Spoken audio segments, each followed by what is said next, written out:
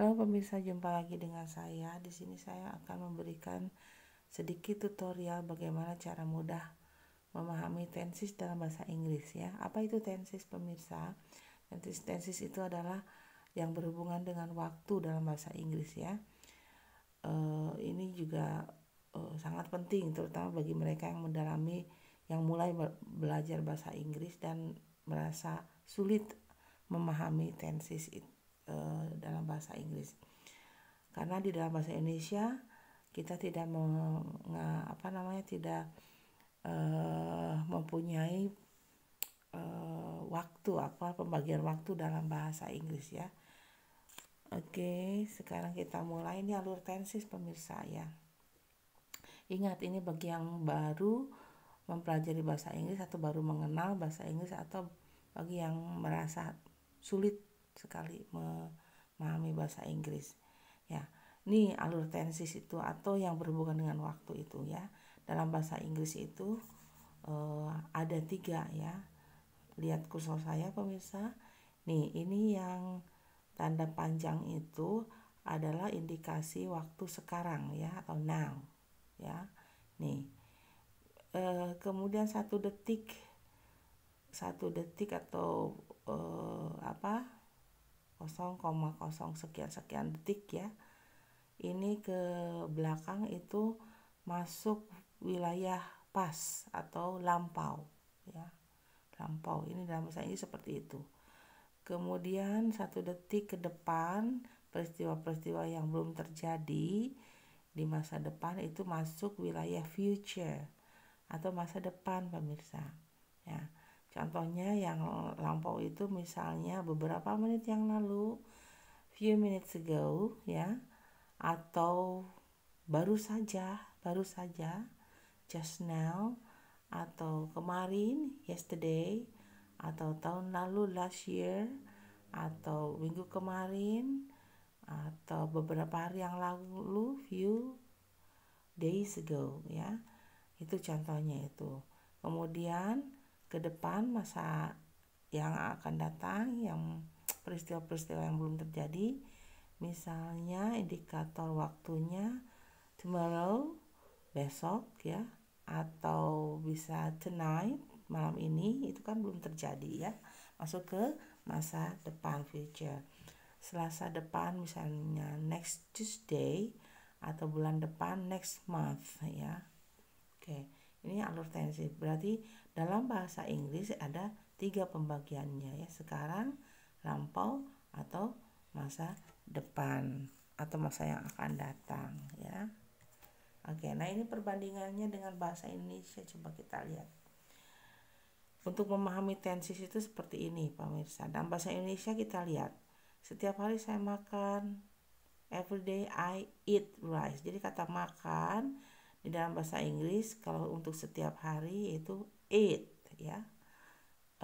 Makan, bentuknya begini. Kalau kemarin saya makan nasi setiap hari, dan kemarin makannya sama dalam bahasa Indonesia. Tetapi dalam bahasa Inggris ada perubahan ya. Tidak lagi eat tapi ate rice ya. Itu. Kemudian saya sudah makan ya, saya ada penambahan kata sudah di sini ya, tapi makannya masih tetap sama dalam bahasa Indonesia. Dalam bahasa Inggris I have eaten rice. Nah, eaten ya. Eat, ate, eaten ya. Eaten kalau bahasa Inggris Amerikanya seperti itu.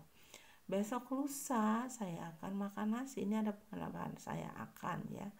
Memang tetap bentuknya sama dengan yang ke satu ini ya, eat rice, tapi pakai I will eat rice. Yang membedakan adalah yang lampau, yesterday I ate rice. Sedangkan kalau sudah ada penambahan kata sudah, I have eaten rice ya. Itu pemirsa perbedaannya dalam bahasa Inggris. Ya seperti itu. Kalau bahasa Indonesia sama aja ya. Kemudian nah ini penggunaan kata kerja yang tadi eat ya. Itu masuknya kata kerja kan pemirsa ya. Yang ini nih. Yang ini masuknya kata kerja. Nah, apa itu kata kerja? Kalau dalam bahasa Inggris itu verb ya. verb 1, verb 2 atau verb 3 itu namanya kata kerja ya. Nah, ini perubahannya seperti ini. Eat menjadi ate menjadi eaten.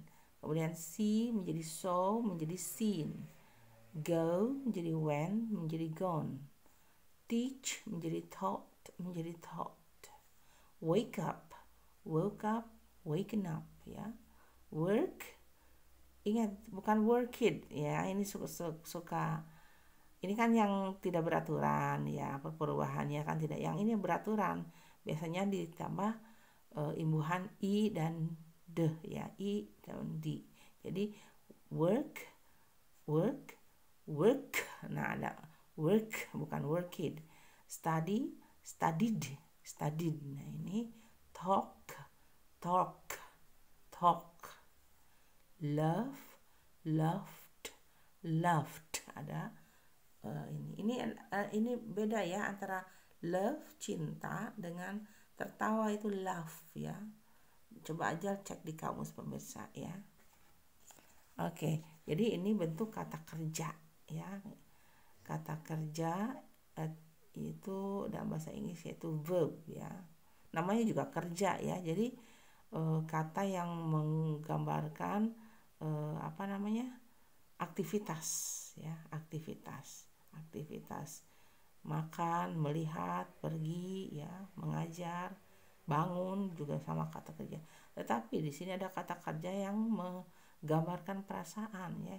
Memang ini tidak kelihatan aktivitas bekerjanya, tapi masuknya kata kerja ya. Jadi kata kerja yang menggambarkan perasaan itu ada cinta, love ya, suka, like ya, itu ini masuk ke kata kerja ya. Apa itu kata kerja? Bagaimana penggunaannya ya? Kita lihat di sini.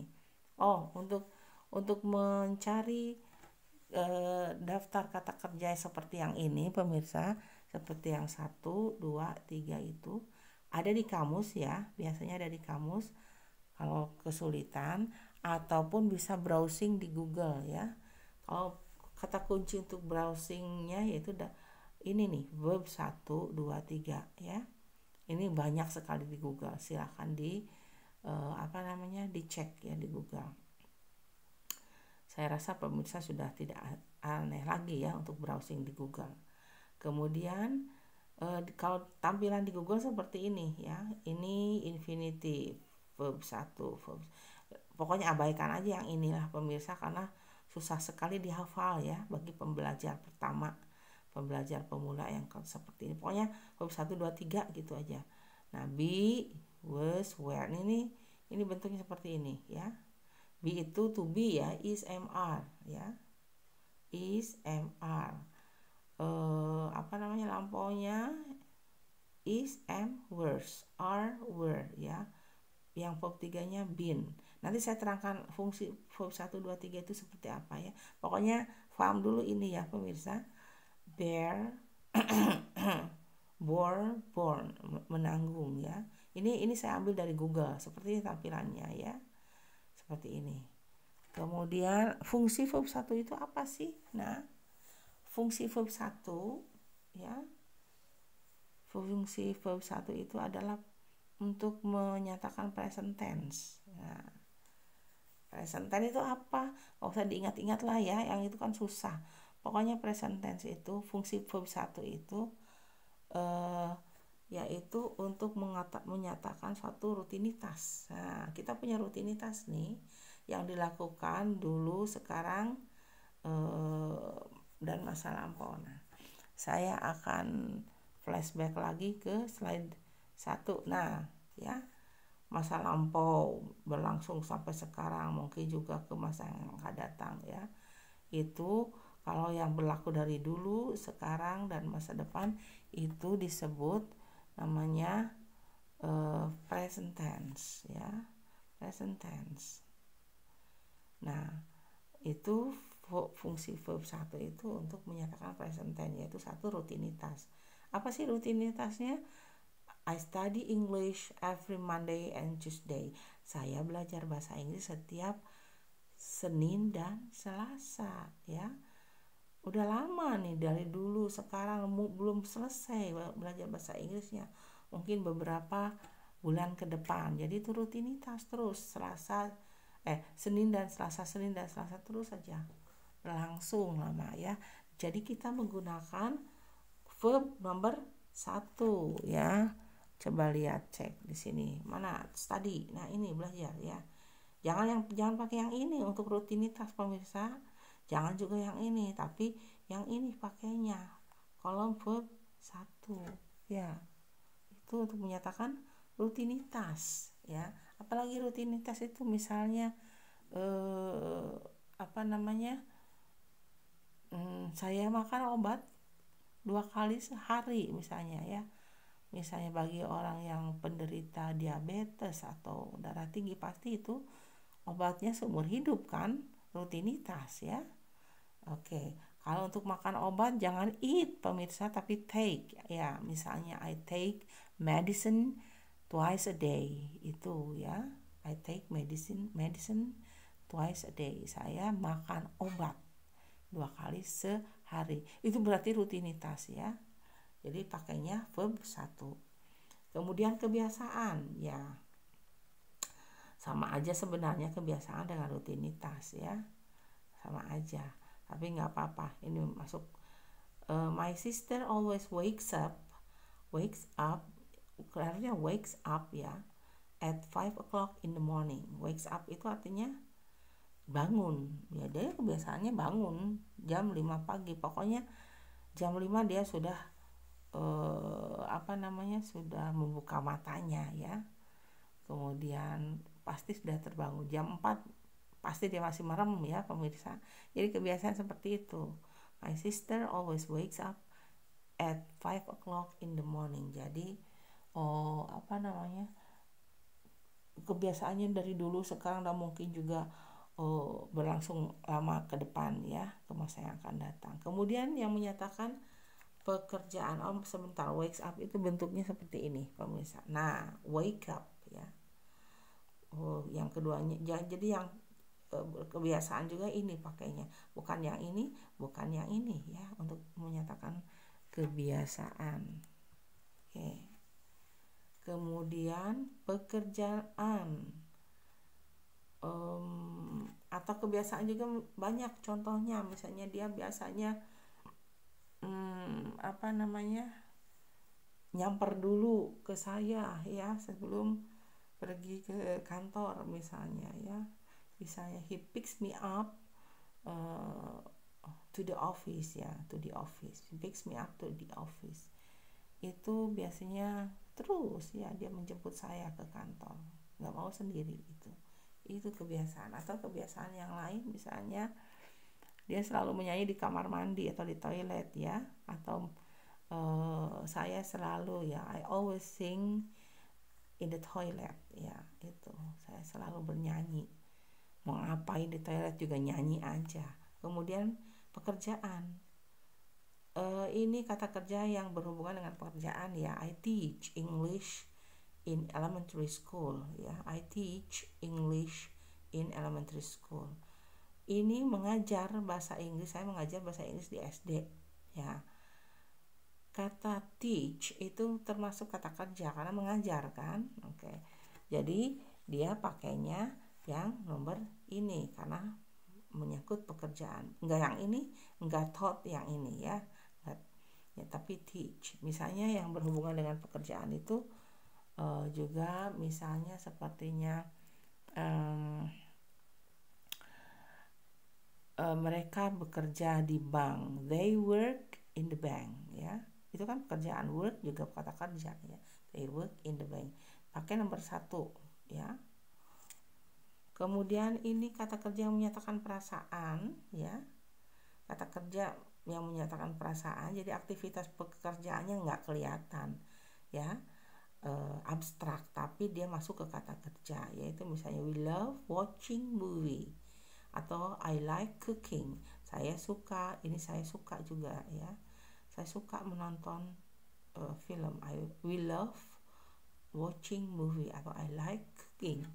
Jadi bentuknya yang ini ya, bukan yang ini.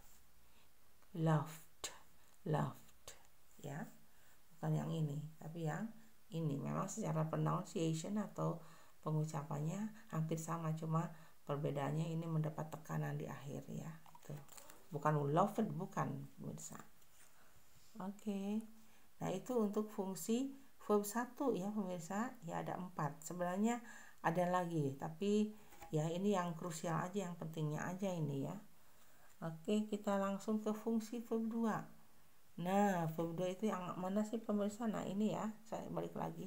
Nah, verb 2 ini kadang bingung, ini bentukan yang ini ya, ini verb 2 itu jadi itu digunakan dalam past tense atau kejadian masa lampau yang sudah lewat. Yang mana sih yang sudah lewat tuh pemirsa? Nah, yang ini. Nah, ke sini. Ini areal past tense. Oke. Alright, di sini misalnya he loved me so much. Nah, he loved me so much, but not now because he never calls me anymore. Ya, dia mencintai saya. Kata cintanya itu masuk ke sini. Enggak lagi ini ya, tapi loved. Ya, love. Ini bukannya, proses ini loved. Ya, oke. Maaf, nah ini he loved me so much but not now because he never calls me anymore. Ingat di sini tidak ada indikator waktu ya, meskipun menunjukkan lampau, tetapi tidak ada maksudnya yesterday, few months ago, atau tidak, pokoknya tidak ada indikator waktu. Indikator waktu itu yang mana pemirsa? Nah yang ini, maaf, ini indikator waktu ya, tidak ada yang kata yang menerangkan waktu, tapi tetap ini masuk masa lampau. Kenapa? Karena ini bentuknya kedua ya, meskipun tidak ada indikator waktu. Oh berarti dia dulu ya, dulu dia mencintai saya, sangat mencintai saya, tapi tidak sekarang karena dia nggak pernah lagi telepon saya ya. He never calls me anymore. Atau he never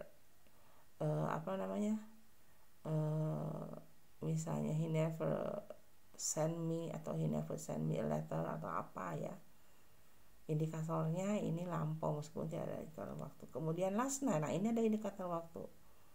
We went out for dinner in a nearby warteg ya, warung Tegal, tahu pemirsa warteg ya, dalam bahasa Inggris di negara Inggris atau Amerika itu tidak ada warteg ya, mungkin apa ya, mungkin cafe atau apa, tapi di kita ini ada warteg ya. Last night we went out for dinner in a nearby warteg. Ini ada indikator waktunya ya, went out. Nah ini bentuk kedua dari kata go, went, pergi ya. Oke. Oh my god. Oke ya. Oh, not verb 3 but verb 2. Jadi ini ada indikator waktu, ini tidak ada indikator waktu, tapi sama-sama mereka past tense, kejadian yang sudah lampau. Itu bentuk kedua ya. Kemudian fungsi verb ketiga ya, perfect tense, yaitu biasanya ada indikator sudah atau telah dalam bahasa Indonesia ya. Oke. Kalau ini susah dipahami nggak usah diingat-ingat, ini pokoknya yang ada kata sudah atau telah aja ya. Tapi kalau untuk para pelajar di sekolah atau siswa-siswa yang sekolah, mahasiswa, karena memang di sekolah-sekolah pasti ada indikator waktunya ya, jadi harus bisa juga ya. I'm sure they have seen the ghost because their faces look in horror. Ya, nah saya yakin mereka sudah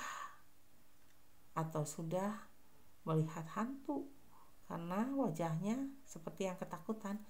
They have seen ya, mereka sudah melihat.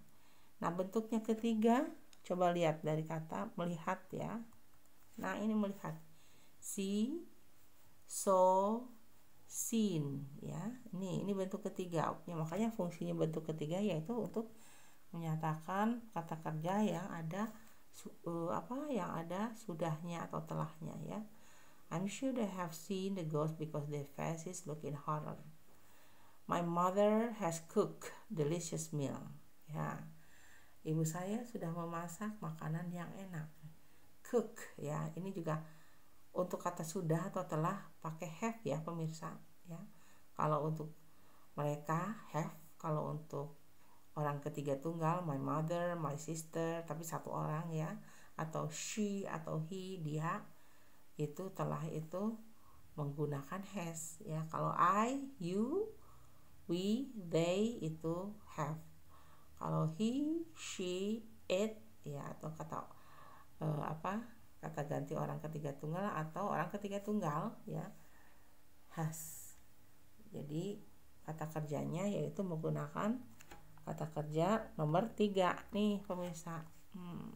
Ya, cook tidak ada di sini. Tapi yang jelas kalau cook ininya bentuk kedua dan ketiganya pasti yang ini, has cooked delicious meal. Nah, seperti itu pemirsa bentuk verb 1, 2, dan 3 ya. Mudah-mudahan paham. Sekali lagi tutorial ini bagi mereka yang belum paham tenses. Bagi yang sudah paham tenses, abaikan saja tutorial saya ya. Terima kasih pemirsa. Sampai jumpa di tutorial berikutnya.